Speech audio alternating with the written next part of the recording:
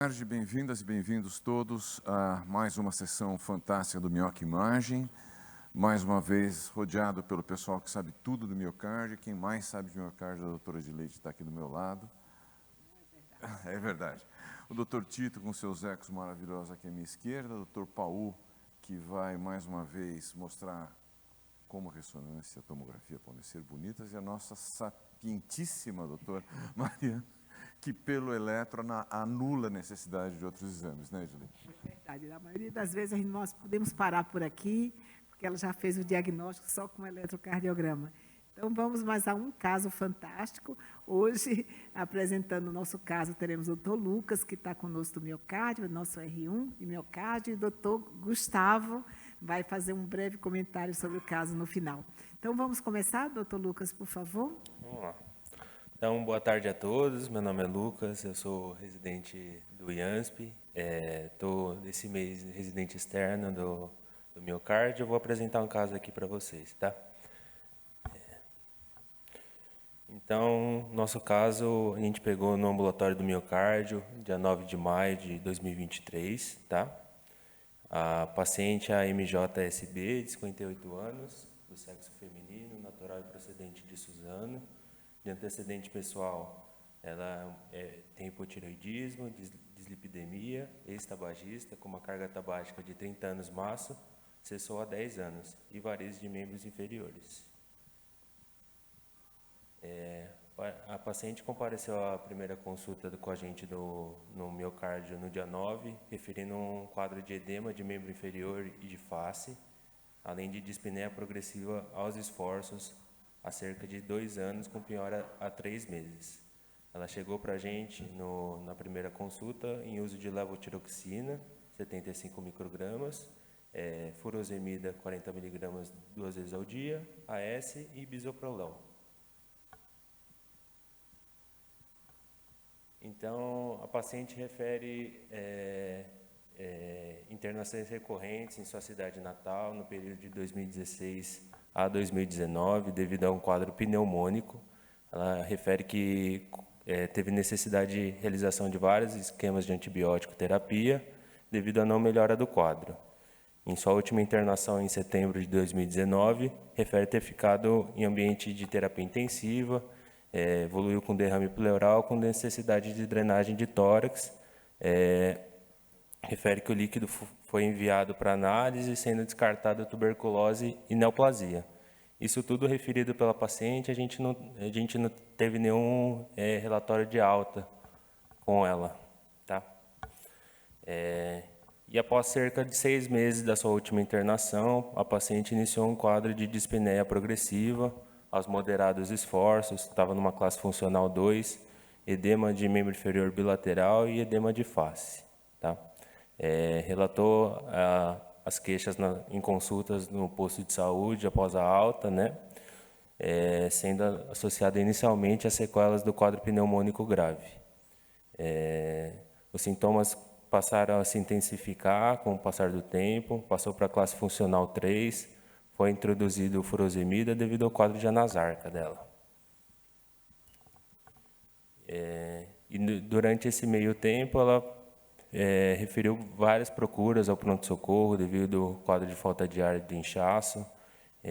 Teve um ganho ponderal de 10 quilos nos últimos 2 anos, não intencional.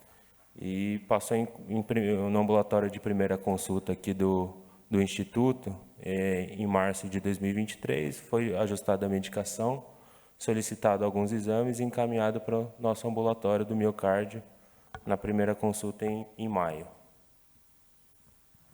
Então, ao exame físico, na primeira consulta, ela tinha um ritmo regular, 2 tempos, com a presença de NOC pericárdico, presença de turgência e refluxo hepatojugular, tinha uma frequência de 64, uma pressão estava normotensa, né?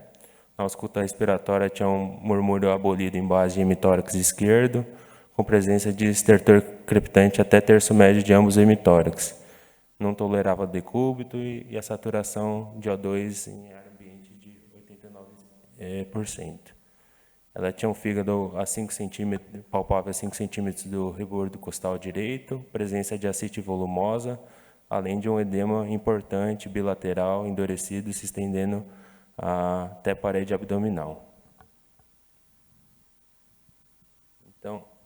Então, no laboratorial que ela trouxe para a gente, nada que chame muita atenção, além do NT-proBNP de 1.200. Para um segundinho, por favor. Edileide, deixa eu te perguntar uma coisa que eu até comentei em off aqui com o Tito. 3 anos de quadro pneumônico de repetição está meio estranho, né? E não é uma história que a gente costuma ver muito. Isso já te desconfiaria lá atrás, antes de passar os 3 anos, que não era pneumonia? Pois é, tudo é interpretação do raio-x, né? Eu acho que esse caso mais bonito é o raio-x dessa paciente, como é florido, vocês vão ver mais para frente um pouquinho, mas a clínica da paciente, na verdade, vem de 2016, né? Ela disse que começou dispneia depois de 2019, mas, na verdade, ela já tinha internações múltiplas a partir de 2016, que, ao meu ver, foi interpretada erroneamente como pneumonia. Vocês vão ver o porquê quando olharem o raio-x da paciente.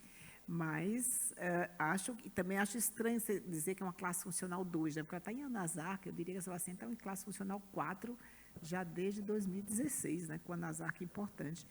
Precisamos fazer o diagnóstico da IC, mas para mim o diagnóstico de IC está bem claro. Vamos ouvir o Dr. Marcos Simões, que está estreando a sua presença, não sei naquele outro caso dele, da última vez, mas agora está reiniciando, né, a sua participação. Marcos, está me ouvindo?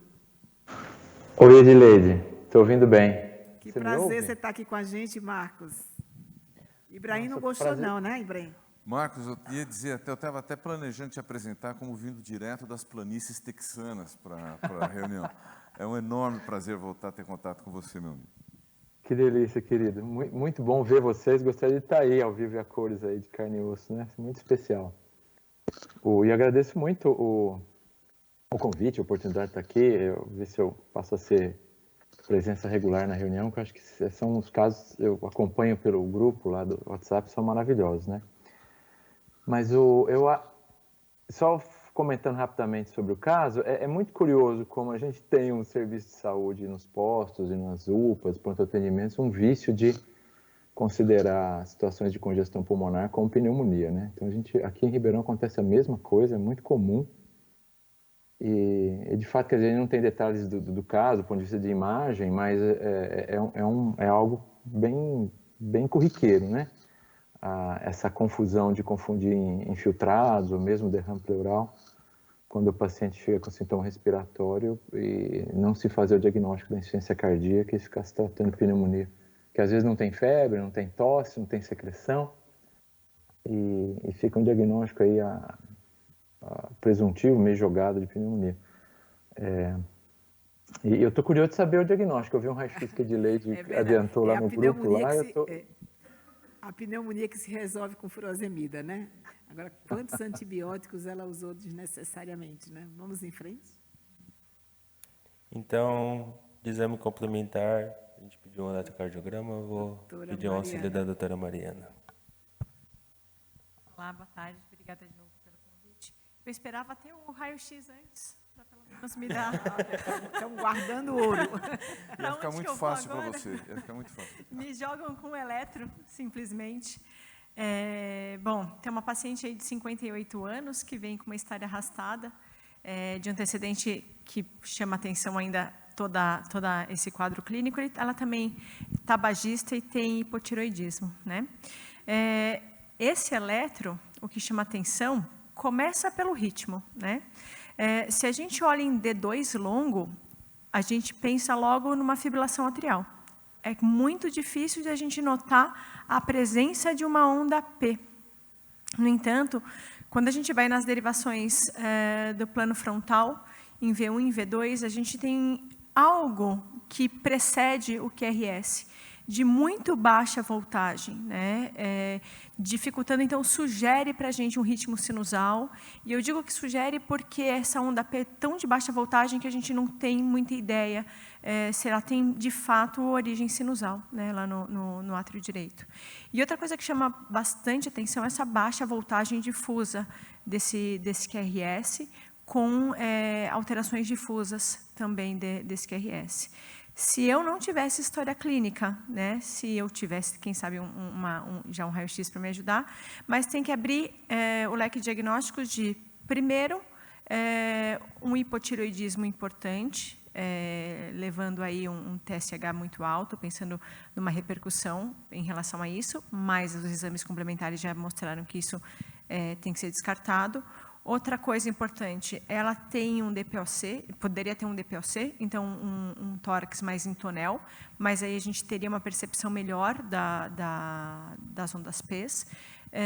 E algo que fica em terceiro plano, que leva mais em consideração, que parece mais o nosso quadro dessa paciente, é algo que está restringindo, né, todo o coração como um todo.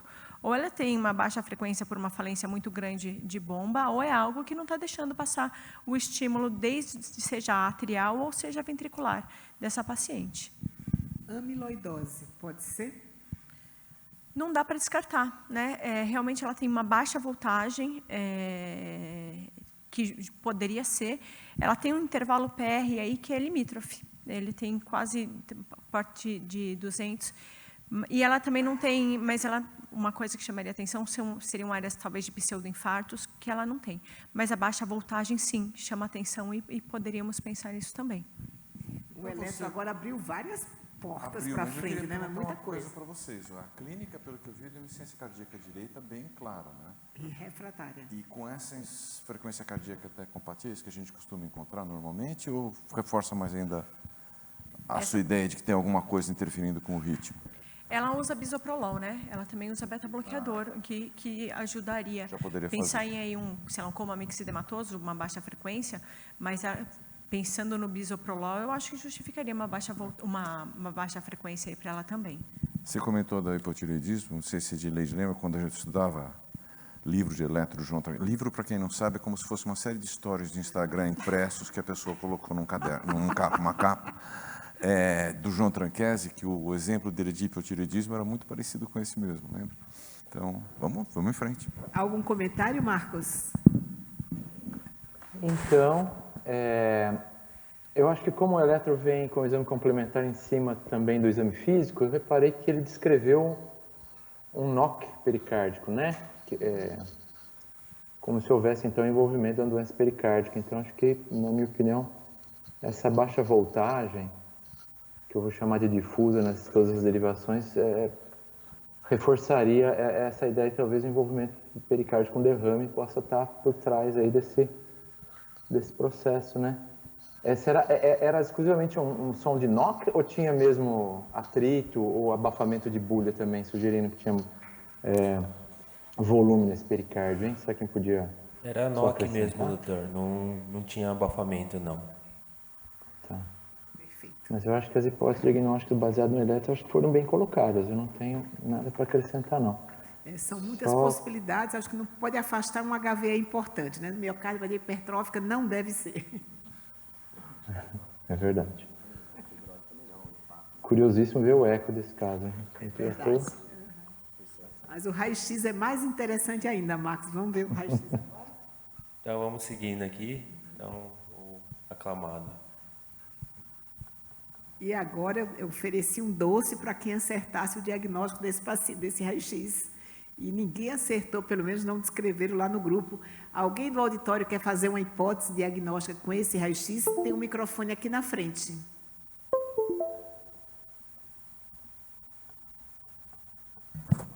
O doce vai ser consumido na Fontana de Trevi, tem uma sorveteria do lado do lado direito, você olhando para frente, que é maravilhosa. O Edileide vai pagar a passagem e o sorvete lá.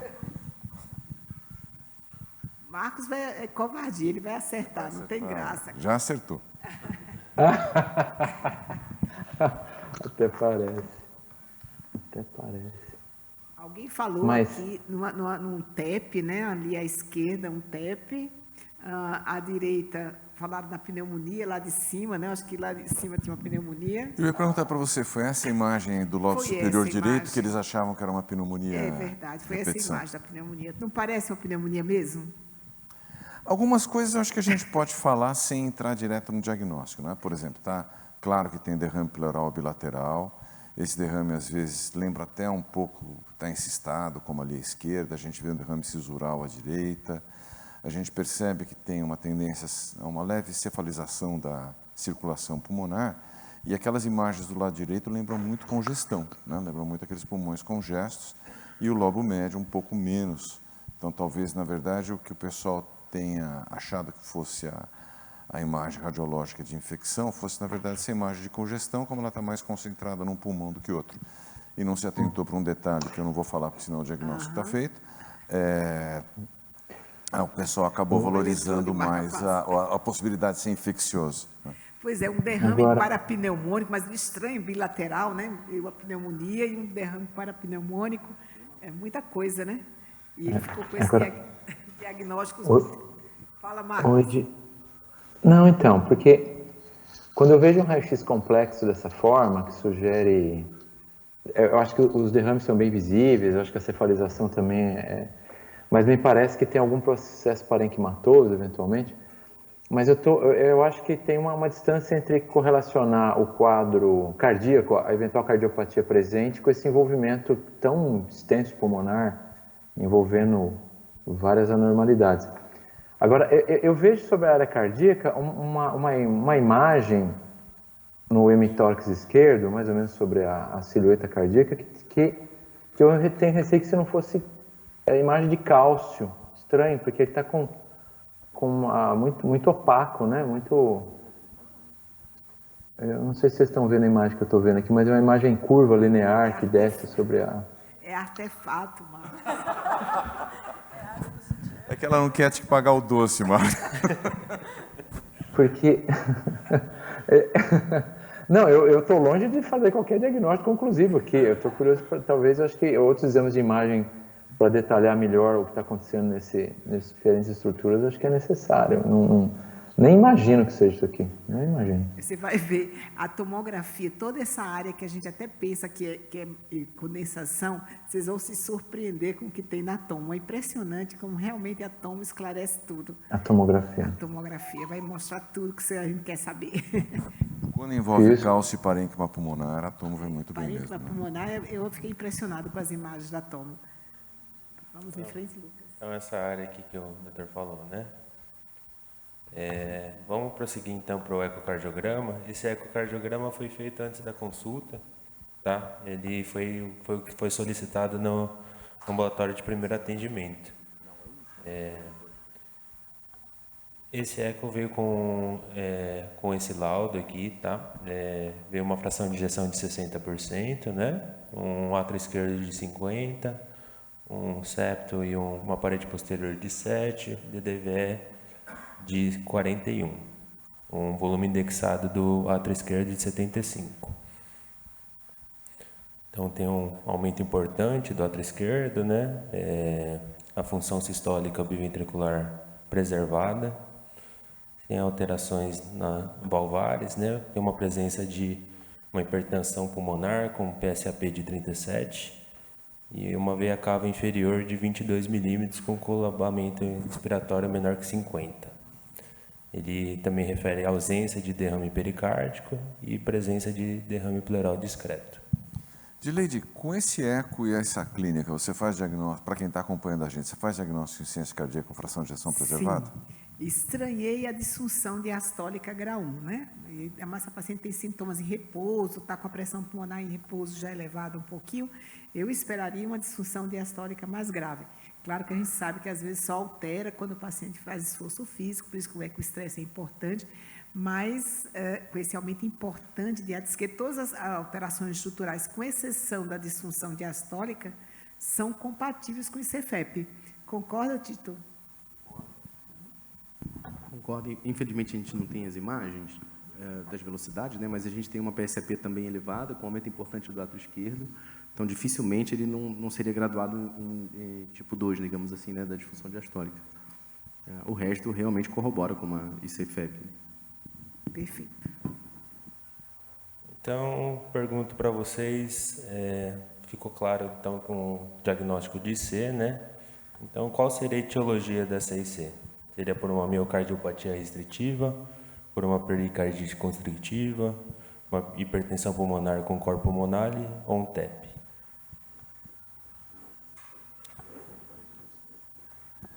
Vamos fazer aquilo que o pessoal mais gosta. Eles vêm aqui só por esse momento. Levanta a mão, então, para as suas hipóteses diagnósticas. Vamos começar ao contrário. Levanta a mão quem acha que é TEP.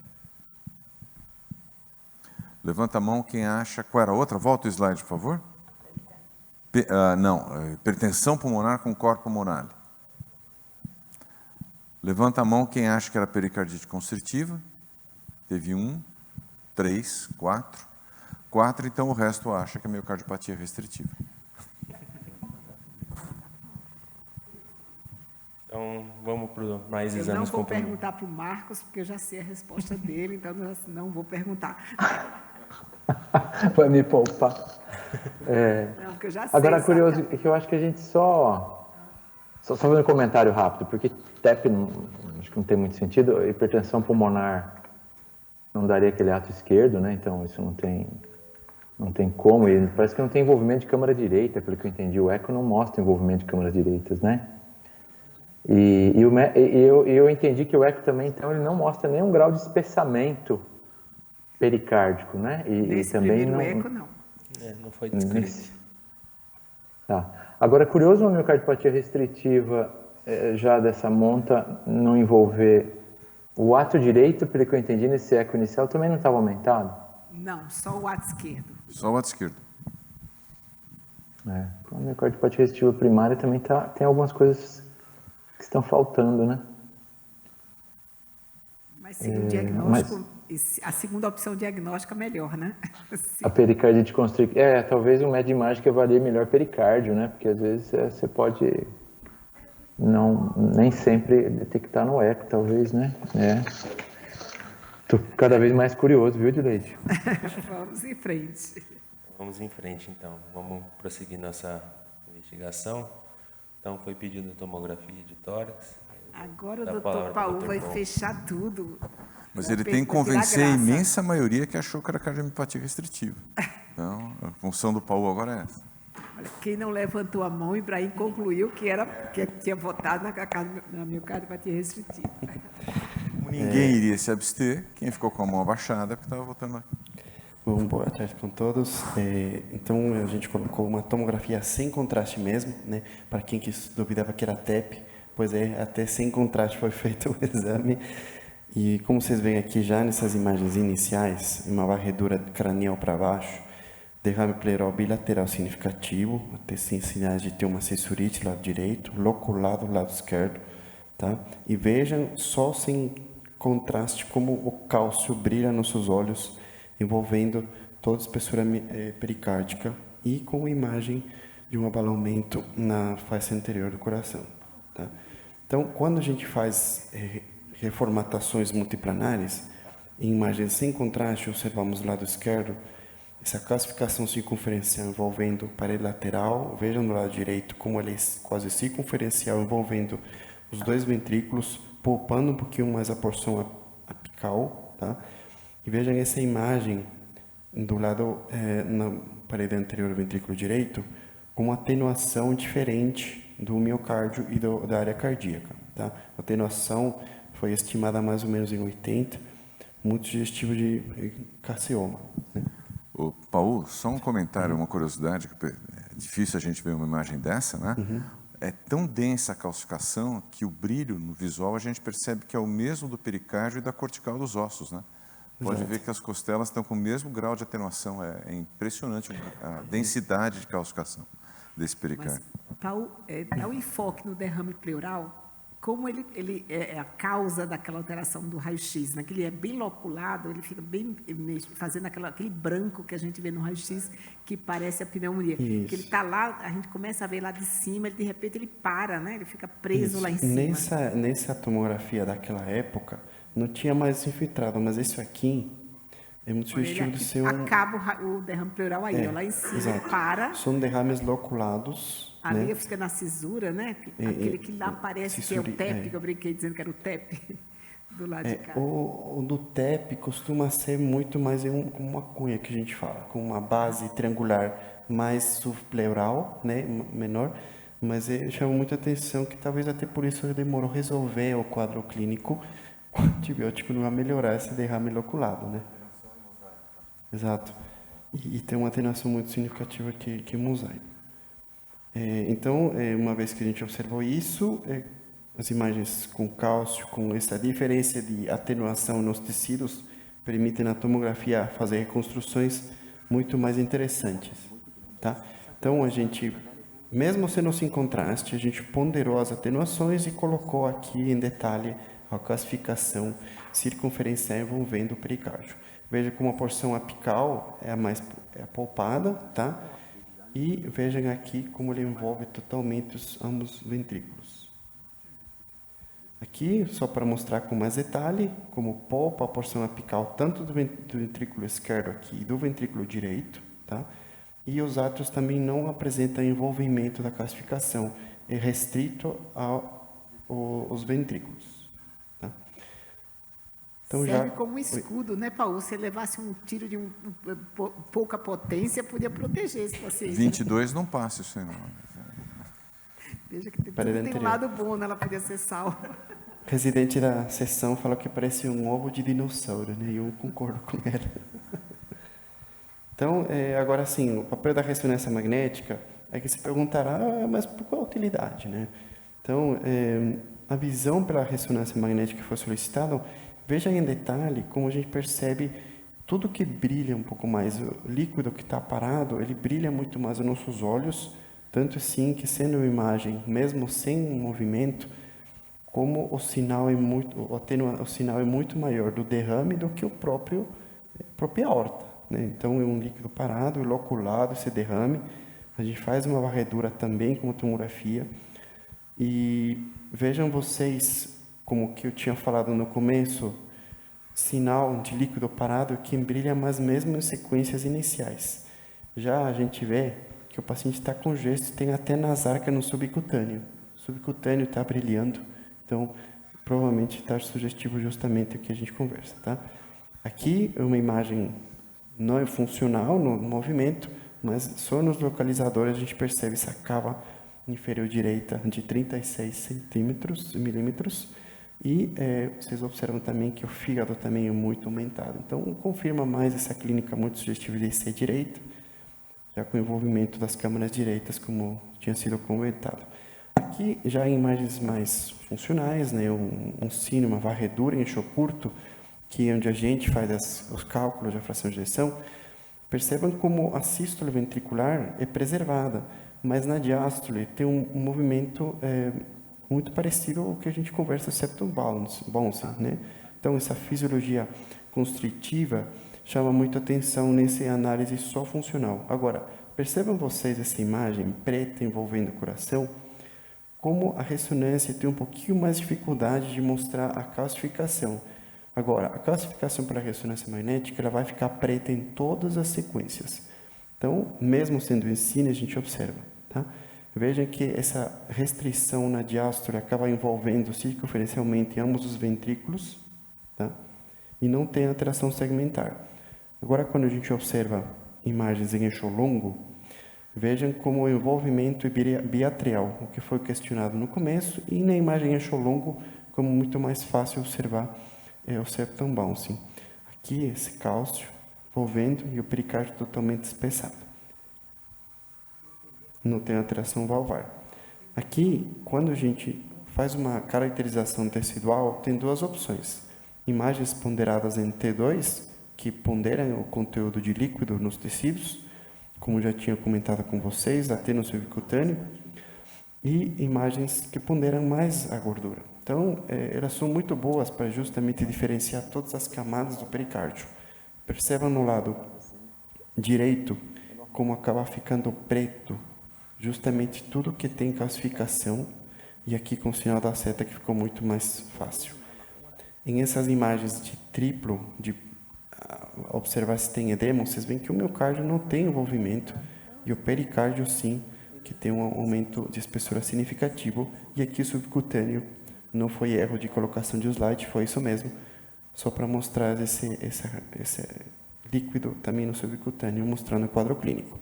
E aqui mostrando para vocês a classificação e como diferença do sinal também na localização desse proecaseoma. O realce tardio é um paciente com uma situação clínica bem comprometida, como a gente já observou nas imagens iniciais. O realce tardio foram feitas várias sequências tentando obter, mas a gente observa que não tem envolvimento miocárdico do realce tardio e que o envolvimento está mais restrito ao pericárdio. Muito obrigado. Paulo, a Tom ganhou de 9-1 para essa ressonância, né? Muito melhor a Tom do que a ressonância. Aliás, essa ressonância poderia não ter sido feita, não é? Concordo.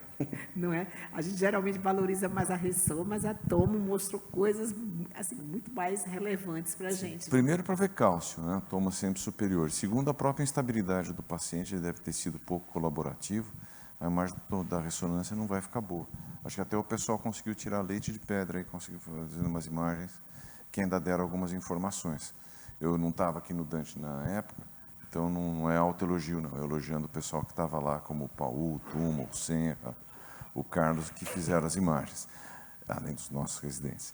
Mas é difícil fazer ressonância de um paciente desse, tão estável em anasarca, como o Paulo falou, conseguir tirar as imagens. E eu acho que o principal ensinamento o Paulo destacou muito bem, que é a parte de que como o cálcio pode passar despercebido, principalmente para olhos pouco treinados pela ressonância. Perfeito. Vamos em frente, acho que agora será a vez do eco bem feito, né? É agora? Posso só perguntar, Edileide? Claro, Marcos, por favor. Vendo aquelas imagens 3D da distribuição do cálcio, então aquele raio-x simples, aquela imagem, aquela linha que descia à frente se superpor na imagem cardíaca, já era então calcificação mesmo, é isso? A gente já tinha dica ali, né? Porque a gente não quis dizer o diagnóstico naquela hora, Marcos. Aí a gente brincou. Primeiro a gente estava falando, não, foi um eletrodo de marca-passo que amputou e entrou pela minha cava superior esquerda persistente. Que realmente daria para a gente olhar e já ver. Depois Marcos, eu brinquei dizendo que era artefato. Para mim, ela quis dizer que aquilo era um marca-passo inserido pela veia mamária, por isso estava aquele projeto. Ela não queria pagar o doce. Eu não queria pagar o doce e ainda não queria fechar o diagnóstico tão facilmente assim também, né? Não demorar um pouquinho. Não, faz parte. Mas realmente plenamente justificável. Plenamente. Mas o raio-x já é diagnóstico, né? Quando a gente olha e encontra um cálcio ali na frente, tanta dificuldade. Foi de 2016, foram 7 anos de evolução dessa insuficiência cardíaca, que um simples raio-x faria o diagnóstico de quem tem olhos para ver, como é o caso do Marcos, que olhou e viu, né? Mas muita gente olhou e não viu, né? Na verdade. Ele viu pela internet. A gente sabe que sempre tem uma perda de qualidade quando a gente faz essas compressões para mostrar a imagem aqui. Né? É o livro. Mas eu tinha que dizer que era artefato, mas para não perder a graça. Entendi, está justificado, entendi. Muito bom. Vamos em frente. Bom, agora o eco eu vou começar com as imagens e no caminho a gente vai mostrando ponto a ponto a avaliação do eco, porque realmente é um exame bem educativo, digamos assim. Primeiro, as medidas normais, padrão, que a gente faz logo no paro external eixo longo, uma aorta dentro do limite da normalidade, o ato esquerdo com aumento importante, em torno de 50 ml por metro quadrado, o ventrículo esquerdo sem alterações no diâmetro diastólico e sistólico, e o que chama atenção aqui, uma coisa que a gente comentou há 1 ou 2 sessões atrás aqui na mioquimagem, um septo e uma parede posterior com um diâmetro, com uma espessura que não é o comum de ser encontrado, um pouco abaixo, geralmente, do que a gente encontra. Pode ser normal ou pode ser uma consequência dessa pericardite constrictiva arrastada, né, dessa redução, um afilamento nas paredes. Primeiro ponto, eu faço o modo M aqui do ventrículo esquerdo. Se a gente reparar bem, eu vejo um movimento estranho do septo. Eu digo estranho porque a parede posterior e o septo basicamente tem que se contrair no mesmo momento. Isso a gente chama de septal bouncing. Isso é um determinante bastante relacionado à interdependência ventricular, que a gente vai explicar posteriormente. Dá para a gente ver tanto no eco quanto na ressonância, às vezes na tomografia fazendo funcional. Mostra uma alteração de pressão do ventrículo esquerdo e direito, e como tem uma carapaça de fora, evitando a expansão dos ventrículos, na inspiração o VD ganha um pouquinho mais de força, empurra para lá, e o VE empurra para cá. Então, o septal bouncing é o primeiro sinal que a gente vê. Aqui no 3 câmaras, eu vejo o ventrículo esquerdo acima, átrio esquerdo e aorta. Observando a anteroceptal, eu já vejo um pouco desse movimento. Não é tão simples ver nessa posição, mas a ressonância já tinha mostrado também, no 4 câmaras eixo longo, fica fácil da gente ver esse movimento do septo. Ele pode vir relacionado com alguma alteração elétrica, por exemplo, o BRE. Mas aqui, se a gente estivesse usando o respirômetro nesse momento, dava para ver que na inspiração o VD, digamos, ganha em força do ventrículo esquerdo e o VE ganha em força na expiração do ventrículo direito. Isso porque eles não têm para onde se expandir, a gente vê até uma certa compressão do ventrículo direito, já tinha sido vista na ressonância também. É uma carapaça rígida, então eles têm que se dividir naquele espaço, para o VD aumentar, o VE tem que encolher e vice-versa. Isso a gente chama de interdependência ventricular, explica basicamente todos os sintomas e alterações anatômicas aí da constrictiva. Aqui no duas câmaras a gente não consegue ver realmente nenhuma alteração específica, a não ser o aumento do ato esquerdo, que pode ser uma das características da constricção. E o que chama muita atenção é que a gente tem uma janela acústica boa, diferente de quase todas as outras constrictivas que a gente teve aqui na mioquimagem. O cálcio ele é um inimigo do ultrassom, mas nesse caso ele não atrapalhou tanto, a gente conseguiu avaliar bem. Fazendo uma análise da pressão sistólica da artéria pulmonar, aqui de 18, reduzida em relação aos ecos anteriores, a gente somaria aqui em torno de 15, depois a gente vai ver o porquê, então daria em torno de 33, não é muito chamativo. Em relação à função diastólica, a análise do fluxo mitral, eu vejo uma onda E muito maior que a onda A, isso é um padrão comum na pericardite constrictiva, e uma alteração fásica também respiratória, mostrando que tem um comprometimento hemodinâmico. Quando a gente faz o laudo, às vezes, ou derrame pericárdico, também pode causar isso, ou pericardite constrictiva, esse comprometimento hemodinâmico pode ser demonstrado por essas alterações. Cada um usa um limite, às vezes 25%, 40%, dependendo da válvula, mas ele tem essa alteração também. Fazendo a análise do Doppler tissular, outro sinal que o eco é bastante eficaz em mostrar, a gente tem a velocidade do septo aqui em torno de 16 e da lateral em torno de 12. Isso é um sinal, se não tiver nenhuma outra doença miocárdica associada, eu vejo que em vez da parede lateral, que geralmente tem uma velocidade maior de deslocamento do que o septo, eu vejo uma reversão desse padrão, e aí isso a gente chama de ângulo de reverso, também é um sinal da pericardite constrictiva, e o paciente também tem. Um exame bem completo. Fazendo análise agora da veia cava, eu vejo que ela não colaba, ela tem um tamanho de 24 milímetros, a gente leva em consideração 15, 21, alguns parâmetros de limite, tanto de inferior e superior. Ela não tem colabamento e ela é aumentada com 24 milímetros, por isso que a gente somou os 15 associado ao tamanho do ato direito. Isso também é um sinal de aumento da pressão para dentro do coração, digamos assim, né, do ato do ventrículo direito. Então, faz ela continuar desse tamanho. E Tito, por último... Tito, dá para ver o fluxo reverso ali também na veia cava, Isso, não é o próximo slide, perfeito. Então, o fluxo reverso, o que acontece? A gente, na expiração, digamos, aumenta o lado esquerdo, lembra daquela guerra, digamos, entre o VE e o VD, o ventrículo direito ganha, comprime, o ventrículo esquerdo ganha, comprime o direito. O sangue não só não consegue entrar no ventrículo direito ou no átrio direito, como ele tem um fluxo reverso diastólico, que não seria o comum para a gente encontrar. Aqui eu já tenho o respirômetro para mostrar para vocês que isso acontece na expiração. Então, basicamente, esse paciente tem todos os sinais que a gente pode encontrar no eco. Nesse paciente específico, nessa doença, o eco é bastante eficaz, é muito difícil do eco perder um diagnóstico nessa amplitude, né? Um ponto que foi citado, só para finalizar, foi a espessura do pericárdio. Algumas vezes a gente cita essa espessura, dizendo que se está espessado ou não, mas não é o comum, o eco ele não consegue visualizar bem. O acometimento principalmente é do parietal, raramente do visceral. A tomografia e a ressonância, principalmente, dão um banho em avaliar o pericárdio. O eco é só uma suspeita mais discreta, digamos assim, do caso. Só isso. Perfeito. E não deu para ver no eco aquela imagem cística, né, que tem no lado ali do ato direito, do VD, na verdade, né? Não deu para ver aqui no eco, porque é toda calcificada, o eco não consegue ver mesmo, né? Isso, quando a gente coloca aqui no 4 câmaras, eu não consigo chegar lá porque tem o cálcio em volta, deve ser a maior posição do cálcio, e a janela é um pouquinho difícil, eu só consigo ver que tem essa compressão extrínseca discreta aqui do VD. Eu diria que o VD tem uma disfunção discreta aqui no eco, mas a ressonância é bem mais acurado mesmo, além do aumento importante biatrial. Raio-X e tom continuam ganhando, né, Ibrahim? Estão lá no topo.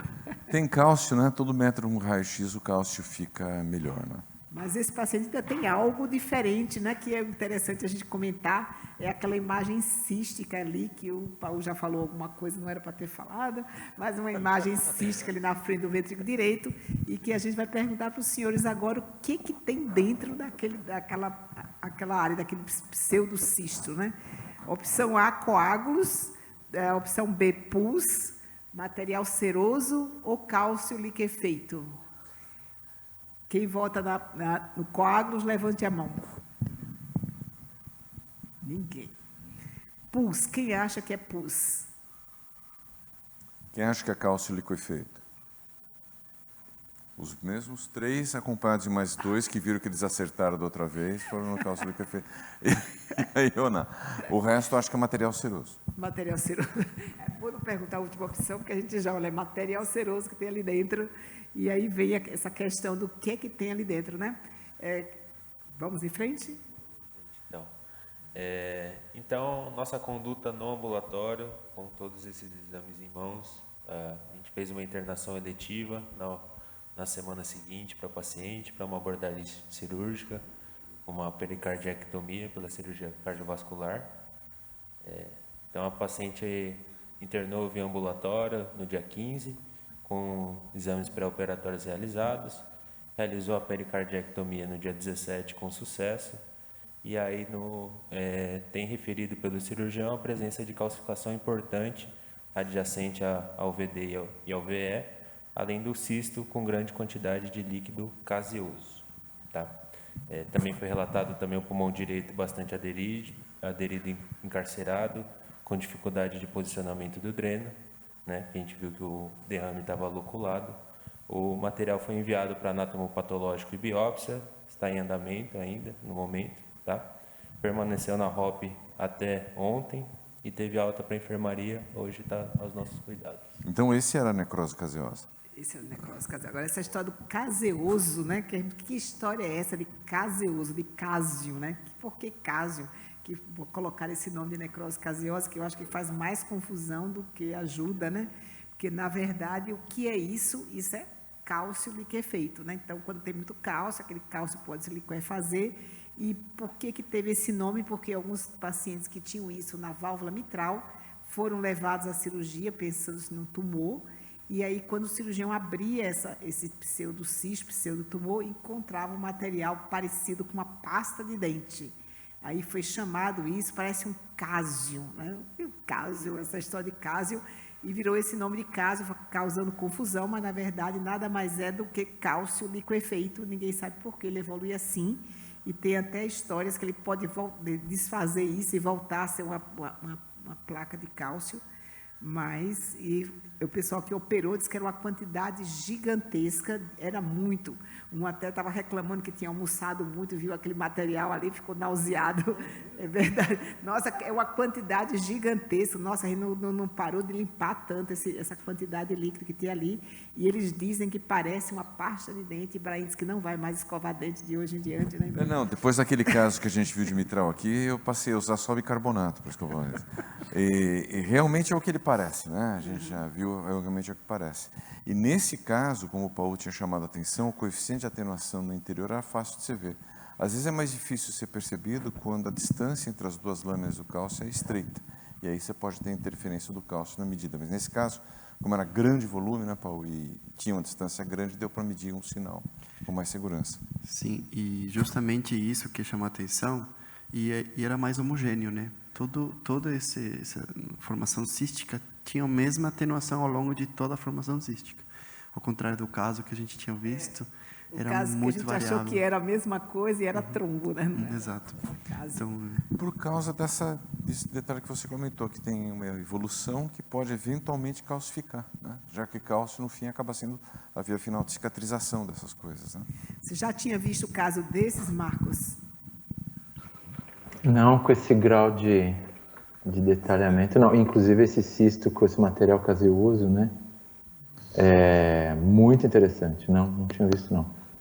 Lembrar só para a etimologia da palavra, que casium, só para causar um pouco mais de espécie aí ao Ibrahim, vem de queijo, né? Aquela coisa branca que parece um queijo. Você falou pasta de dente, mas a palavra casium veio de aspecto como se fosse um queijo branco, assim, pastoso, né? Então tá mais para requeijão, né?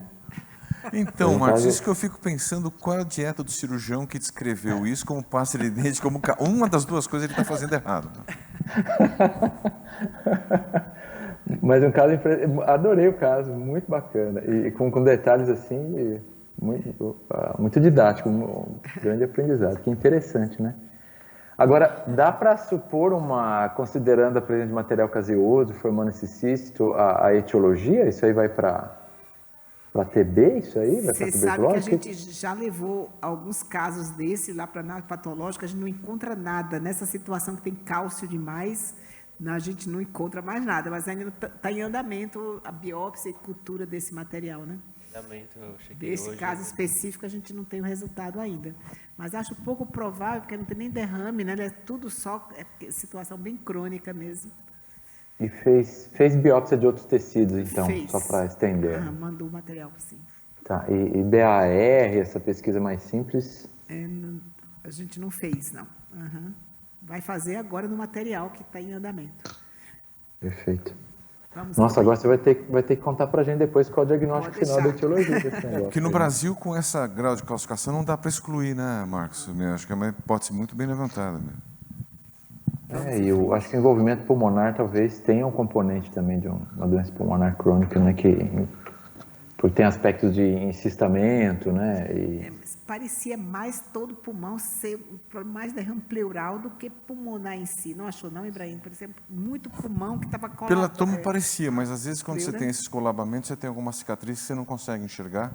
Se a gente repetir até a toma agora no pós-operatório, com o pulmão mais expandido, a gente pode ter uma ideia melhor do parênquima. Eu não sei se eles vão conseguir drenar esse líquido, não. Isso que tudo encistado ali. Vamos em frente? vamos. Eu só coloquei aqui o eco pós-cirurgia, né? Então, fração de ejeção de 62, né? Um átrio esquerdo de 43, volume anexado de 52. Tem o septão Balsam, né? As alterações que o Dr. Tito comentou, ainda estava muito recente, e ele nota-se hiperrefringência pericárdica do parede lateral do ventrículo esquerdo e parede livre do ventrículo direito com status pós-cirúrgico. Agora eu vou passar a palavra aqui para o Dr. Gustavo, ele vai comentar um pouquinho da pericardite constrictiva com necrose caseosa.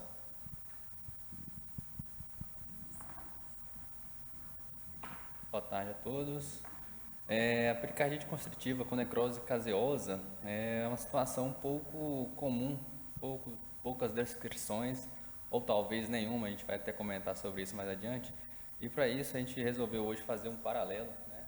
Colocar aqui uma situação clínica, que é a calcificação do anel mitral. A gente vai tentar entender um pouquinho, será que a fisiopatologia é comum em relação a essas duas patologias? A calcificação do anel mitral, que pode acometer várias porções do anel, entre elas a mais comum na parede posterior, a gente vai comentar inclusive, é um processo crônico e degenerativo, muito mais comum em idosos, está associado à doença renal avançada e principalmente a desordens do metabolismo do cálcio. Bom, a fisiopatologia da calcificação do anel mitral, ela é muito semelhante comparado ao processo de aterosclerose, tá? Então, assim, a gente já conhece, né, exposição endotelial, acúmulo de fosfolipídios, acúmulo de lipídios que acabam sendo oxidados e, consequentemente, um processo inflamatório e acúmulo de substâncias calcificadas na matriz extracelular, né? Então, assim, o que a gente vai tentar entender um pouquinho é que a calcificação do anel mitral, o MAC, essa sigla que a gente colocou, pode refletir, né, então, distúrbios sistêmicos, da mineralização tecidual, né, entre os pacientes com doença renal terminal, né, o MAC, a calcificação do anel mitral, foi associado a um produto cálcio fosfato elevado, né, a gente interroga se isso pode estar fazendo parte da fisiopatologia dentro do nosso caso também, né, e o aumento do fosfato sérico também tem sido associado ao MAC, né, além de calcificação de válvula aórtica e calcificação do anel aórtico, também como essa forte associação. Outros fatores para o desenvolvimento precoce, né, da calcificação do anel mitral acontece com a normalidade do tecido conjuntivo, né, síndrome de Marfan, por exemplo, e anormalidades genéticas do tecido do esqueleto fibroso. Esse trabalho foi publicado, a gente conseguiu através na literatura, no BMJ inclusive, né, a gente verificou que o MAC tem sido associado como um marcador sistêmico de inflamação, né? Então, será que o processo realmente já parte dessa situação pró-inflamatória, com a progressão para a doença com acúmulo de cálcio? Será que é o mesmo que acontece no nosso caso? a gente interroga, né? O FGF 23, né, também teve correlação com a calcificação do anel mitral. E dentro dessa progressão que nós colocamos no nosso caso, né, a gente tem uma publicação na ESC que eles fazem um reporte desse caso, que é a calcificação do anel mitral, né, com evolução, no caso, o conteúdo cístico, entre aspas, aqui, nesse caso era realmente caso, assim como apresentado pelo Dr. Lucas. A gente tem uma relativa escassez e tendência a ser assintomático. Isso faz o quê? Que a gente tenha poucos casos descritos na literatura, tem uma subestimação realmente dos casos de calcificação do anel mitral, né, com evolução caseosa. A verdadeira incidência é desconhecida. A calcificação caseosa do anel mitral é quase sempre descrita envolvendo a porção posterior, que nós comentamos inicialmente. Existem outros raros casos de calcificação na porção anterior também, né? E o mecanismo de liquefação, nós aqui, essa caseação, entre aspas, ainda não é bem entendido, né? O que a gente coloca aqui na última linha é exatamente, será que é uma progressão de doença? Será que esse cálcio, né, progrediu? Essa é a nossa principal hipótese em relação à calcificação do anel mitral, com conteúdo caseoso. E, então, a gente tenta partir desse pressuposto que essa fisiopatologia possa ser semelhante, né, dentro do nosso caso, em que o que chama a atenção é exatamente esse conteúdo liquefeito, né, esse cásium, presente nas porções anteriores e posteriores dos ventrículos, que foi descrito aqui na mesa. Doutor Edileite, companhia, doutor Plínio, né, inclusive vão levar essa série de casos de pericardite constritiva com conteúdo cístico, né, um deles, inclusive, é o nosso, né, que foi descrito justamente com esse conteúdo caseoso, e os outros vocês vão lembrar, que é o da semana anterior, exatamente esse caso aqui, aliás, há 2 semanas, em que o conteúdo era coágulos, e nos demais casos que foram descritos, o conteúdo era realmente o caso, né. O trabalho é intitulado Pericardite constritiva com necrose caseosa, uma associação nunca descrita. Fizemos uma nova reavaliação, uma varredura na literatura e encontramos um caso, né, um reporte aqui no Brasil. O único caso da literatura, a gente não tinha achado até então, né? Exato. Achamos esse caso aqui. Graças ao residente. Fez uma pesquisa, Você não nota devia 10. ter achado, Gustavo. Ou uma nota 0, né? Depende do ponto de vista, copo meio cheio aqui. Então, vamos partir que esse caso é um caso, inclusive, brasileiro, né, que foi publicado aqui no estado de São Paulo, em que o colega verificou exatamente uma pericardite constritiva e que tinha realmente uma calcificação com, né, o conteúdo cístico, entre aspas, a necrose caseosa. A única, vamos dizer assim, o paralelo desse caso é que esse paciente ele tinha uma calcificação com conteúdo liquefeito na porção anterior, mais adjacente mesmo ao ventrículo direito, diferente do nosso caso, que já tinha um cometimento tanto da parede anterior, cometimento da parede posterior, conforme descrito, né? E basicamente é isso, pessoal, da nossa parte. Perfeito, Gustavo. Seu único pecado foi achar esse caso na literatura. Que a gente teve a ousadia de mandar o caso para o Congresso dizendo associação nunca descrita. Ele acha um caso. Realmente, a gente ficou mal nessa história agora, porque a gente falou nunca. Foi essa ousadia. Mas realmente a gente tem ouvido muito colegas falando, nossa, foi operar uma pericardite conjuntiva, encontrou um cisto no pericárdio. O que é isso? Ninguém entende o que é essa história. Eu acho que a gente precisa divulgar mais que isso acontece. Na minha cabeça hoje, depois de ver esses casos, eu acho assim, quando a gente tem muito cálcio, pode procurar que a gente acha uma necrose caseosa em algum pontinho, né? Ele está presente sempre que tem cálcio demais, mas eu acho que é algo que a gente precisa divulgar mais. O Marcos falou que nunca viu um caso desses, né, Marcos? Então, realmente acho que está faltando dar nome aos bois. O que você acha, Ibrahim? Eu estava aqui pensando em fazer um paralelo, como vocês fizeram, aliás, muito boas as participações, tanto na apresentação de caso como na revisão, e fazer um paralelo que deve ser um processo pelo qual essas coisas com excesso de calcificação evoluem. Talvez se a gente olhar mais, a gente percebe mais. Como comentei quando a gente discutiu o caso da mitral, a gente recebe na tomografia, né, Tito e Paul, alguns casos de suspeita de tumor cardíaco que, na verdade, são esses cálcios com essa liquefação. Gostei do que você escreveu, essa liquefação central, né? E a palavra de cautela, eu sempre dou uma palavra de cautela nas sessões, né, eu queria dar com a relação à inflamação. Se a gente for ver, a gente consegue associar tudo com inflamação, né? Associa ciência cardíaca com fração de ejeção preservada, associa doença coronária, associa esse processo do cálcio. É porque, em parte, eu acho, que é porque o nosso organismo aprendeu a se virar com inflamação e deu certo. Se a gente pensar no ser humano de 100, 120 mil anos atrás, ele só conseguia sobreviver e chegar numa idade reprodutiva porque ele tinha um processo inflamatório para se livrar da infecção. Então, não temos tantas maneiras de resolver. Então, a gente precisa tomar cuidado e não pensar uma coisa como etiologia, mas o que está por trás disso? Por que essa pessoa calcificou o pericárdio e outra com a mesma agressão? Não. Por que algumas calcificam a mitral e vão para a liquefação? Não. Talvez tenha alguma coisa genética, alguma coisa local que possa explicar isso. Mas a gente tem que entender que esses processos fazem parte e esse cálcio liquefeito, que é um objeto parado dentro de uma parte do nosso corpo, pode muito bem evoluir para a calcificação e oferecer umas morfologias mais bizarras que às vezes a gente vê. Falei demais hoje. Então, vamos agradecer. Marcos, eu não sei se ainda está com a gente, agradeço demais sua presença, acho que você fez a diferença hoje. Obrigada mesmo. Imagina, eu queria ter acertado logo do começo, mas estava Não, difícil. você acertou, o pior que Você acertou, Edilene que te induziu. Eu só não gostei de você ter acertado logo no começo. Na verdade, você viu o cálcio no raio-x, e é só lembrando que às vezes o raio-x resolve o problema diagnóstico, que faz 1000 metros de imagem, e um simples olhar no raio-x faz, como o Marcos fez. O grande problema é que o Marcos faz diagnóstico muito fácil, muito rápido. A gente tem que mentir um pouco, dizer, não, aquilo é artefato, para ver se para um pouco a velocidade Por dele. Marcos, você e o Fábio Fernandes, é difícil achar alguma coisa que o diagnóstico seja difícil.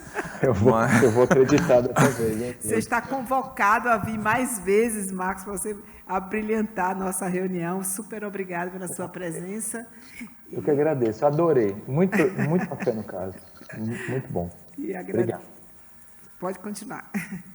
Não, eu queria só agradecer e sempre que possível eu vou estar aqui, para a gente poder ver os caras. A gente aprende muito numa sessão dessa. E parabéns pelos colegas, pelo detalhamento das imagens de forma clara, como foi apresentado. Achei fantástico, muito educativo. Parabéns, parabéns. Até pela forma como você conduziu o caso, foi fantástico. Muito mesmo bom. mentindo no começo, né, Marcos? Obrigada. É artefato, tá bom. Obrigada, Marcos, obrigada a presença de todos. Estamos de volta aqui na próxima semana, aliás, com um lunchbox bem bacana aqui, do Madeiro para a gente. Lunchbox que provocará inflamação em muita gente. Espero que todos estejam em volta. Obrigada. Um abraço, gente. Obrigado. Um abraço.